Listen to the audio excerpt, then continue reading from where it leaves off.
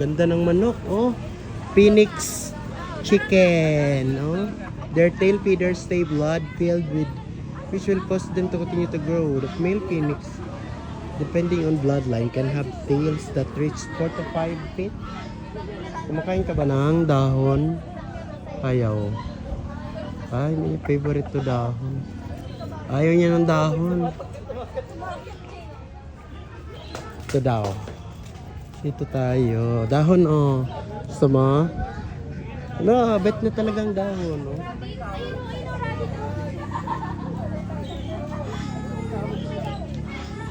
Kagatin mo na. Dito na ako sa kabayo.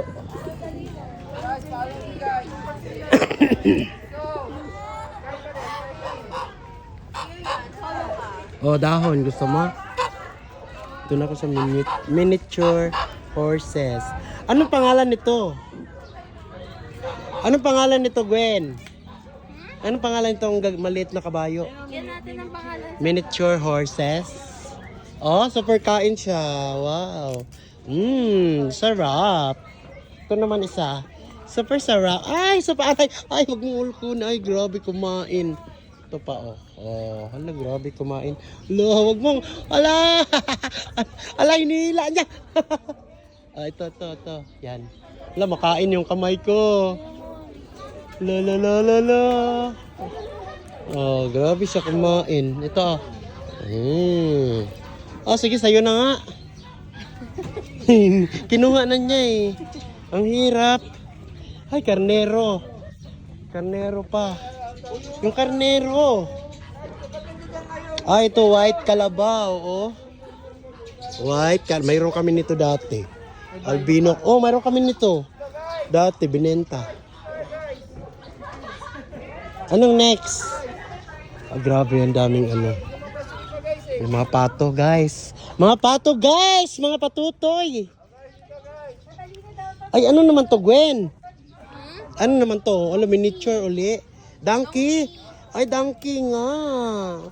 How's the donkey? Hello, donkeys. Wala, sige, makagat yung kamay mo. Wala ka ng ganyan, dahon? Wala na akong pangbili. Gwen, wala ka ng dahon, Gwen? Ay. Super kain din ng dahon to, no? Donkey, no?